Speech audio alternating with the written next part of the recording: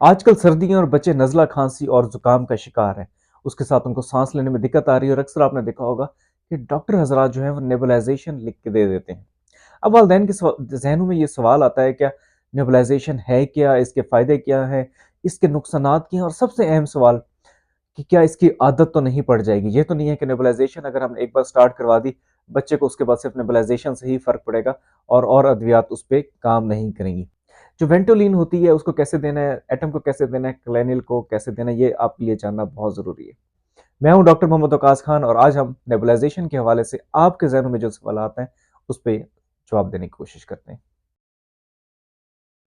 अब नेबुलाइजेशन क्या है? नेबुलाइजेशन जो है इसको हम कहते हैं ड्रग डिलीवरी सिस्टम।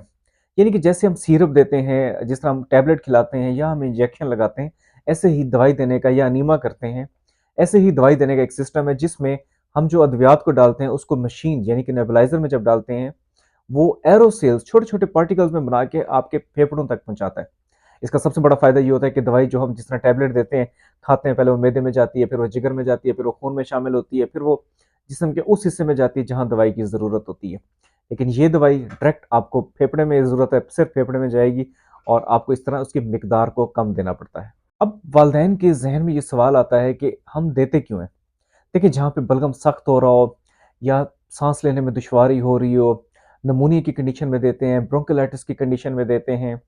इसके अलावा सिस्टिक फाइब्रोसिस या कुछ ऐसी बीमारी हैं जिसमें अस्थमा, दमा, ऐसी बीमारी ब्रोंकिक्टिसिस वगैरह, जहाँ पे सांस लेने में दुश्वारी हो रही होती है और उसमें नेबुलाइजेशन का रोल बहुत इंपॉर्टेंट है। और आजकल जैसे मौसमी नज़ला ज़ुकाम हो रहा है, इसमें भी डॉक्टर हज़रात इसको रेकमेंड करते हैं। उसकी वजह ये होती है कि जो सांस की नालियाँ होती हैं वो सिकुड़ रही होती हैं या उसमें बलगम बहुत ज़्यादा फँस चुका होता है, तो इसीलिए आजकल हम देखने में आता है कि नेबुलाइजेशन का इस्तेमाल डॉक्टर हज़रात की तरफ से ज़्यादा है। अब वालिदैन के ज़हन में एक सवाल कि क्या आदत तो नहीं पड़ जाएगी? देखिए, जब हम बच्चों को सिरप देते हैं, जब ज़रूरत होती है, इसी तरीके से टैबलेट देते हैं, इंजेक्शन देते हैं, क्या बच्चा सिरप पीते-पीते उसका आदी हो जाता है? यानी कि 10 दिन के लिए अगर हमने कोई सिरप लिख के दिया या इवन खून की कमी का सिरप हम 3 महीने तक देते हैं, तो क्या जिस दिन हम बंद करते हैं बच्चा कहता है जी मुझे सिरप दें? बिल्कुल नहीं, बिल्कुल आदत नहीं पड़ती। आप इसको इस तरीके से ले सकते हैं कि ये दवाई एक ज़रूरत है, ना कि आदत। बच्चे को ज़रूरत है उसको नेबुलाइज़ेशन की तो उसको देनी पड़ेगी, ये उससे ज़रा-सी भी आदत वग़ैरह नहीं बनती। तो ये वहाँ देनी पड़ती है जहाँ ज़रूरत होती है। जैसे निमोनिया में 5 से 10 दिन दिया जा सकता है, रिएक्टिव वायरल डिज़ीज़ में 10 से 14 दिन दिया जा सकता है और दमे में तो बार-बार इसको देना पड़ता है। इसका फ़ायदा सबसे ज़्यादा ये है कि जहाँ दवाई चाहिए वहाँ जाएगी, इसकी डोज़ कम होती है, इसी वजह से साइड इफ़ेक्ट कम होते हैं और सबसे अहम ये है कि पूरे जिस्म में घूमेगी नहीं, जल्दी असर दिखाती है। जो बच्चे मुँह से दवाई नहीं लेते, उनको देना आसान होती है। जो बच्चे बार-बार थू कर देते हैं, बाहर निकाल देते हैं दवाई, उनको ये दवाई देना आसान होती है और सबसे अहम ये कि डीप टिश्यूज़ तक यानी कि अंदर तक फेफड़े में जाके ये अपना असर करती है। अब इसके लिए एक और चीज़ मैं ज़रूर कहना चाहूँगा कि अगर बच्चे का सिर्फ़ नाक बंद है या उसके नाक में कोई इरिटेशन हो रही है, उसमें नेबुलाइज़ेशन का इतना अच्छा रोल नहीं है। उसके लिए मैं एक अलग वीडियो बना चुका हूँ, डिस्क्रिप्शन में लिंक भी दे रहा हूँ। कि नेबुलाइज़ और स्टीमर का कहाँ इस्तेमाल करना चाहिए, वहाँ पे नेबुलाइज़ेशन का ऐसा रोल नहीं होता, इसलिए मैं उसकी डिटेल में नहीं जाऊँगा। अब जब हम नेबुलाइज़ करवाते हैं, इसमें जो दवाई डालते हैं, वो बड़ी अहम है। नेबुलाइज़ हम करवाते हैं, देखना पड़ता है कि बच्चे की हालत क्या है, क्या फेफड़े सिकुड़ रहे हैं, क्या सिक्रीशन ज़्यादा आ रही हैं, उसके हिसाब से बच्चे को हम दवाई रिकमेंड करते हैं, जो कि वेंटोलिन, एटम और क्लेनिल के नाम से आती हैं। जो वेंटोलिन होती है, उसको कैसे देना है, एटम को कैसे देना है, क्लेनिल को कैसे देना है, ये आपके लिए जानना बहुत ज़रूरी है। देखिए, जो वेंटोलिन है या जिसको हम साल्ब्यूटामोल कहते हैं, ये एक ब्रोंकोडायलेटर है, फेफड़ों को खोलती है। अब इसकी डोज़ मालूम आपको होनी चाहिए, मैं मुख्तसरन इस वीडियो में उसको ज़ाहिर करूँगा।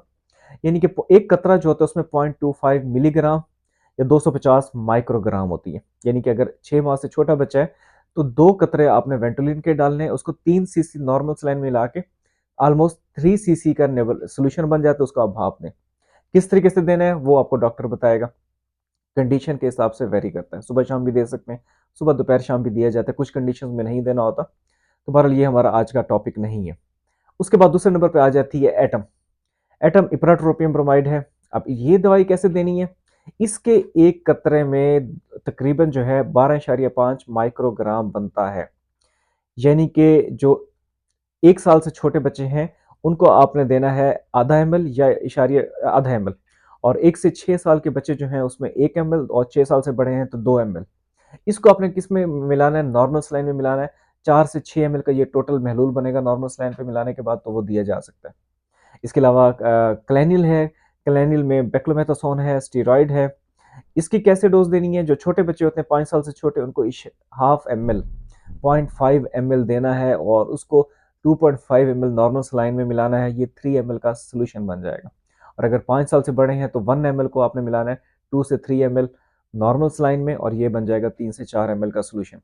तो इनके कंट्राइंडिकेशंस, फायदे, नुकसानात इन दवाइयों के क्या हैं, वो एक डिटेल वीडियो, एक अलग वीडियो में मैं बताऊंगा। अगर आप सुनना चाहते हैं या अगर आप चाहते हैं कि आपको ये मालूम हो, क्योंकि अगर आपके बच्चे को डॉक्टर ने बहुत ज़्यादा एटम पे दिया हुआ है, या क्लैनिल पे या वेंटोलिन पे, तो एक नेक्स्ट वीडियो जिसमें मैं बना रहा हूँ उसमें मैं डिटेल आपको बताऊंगा इसके फ़ायदे क्या हैं, नुकसानात क्या हैं। पर ये वीडियो नेबुलाइजेशन के हवाले से, तो उसके क्या फ़ायदे नुकसानात हैं, और उसमें जो महलूल ये इस्तेमाल होते हैं वो किस तरीके से दिए जा सकते हैं। बहुत शुक्रिया।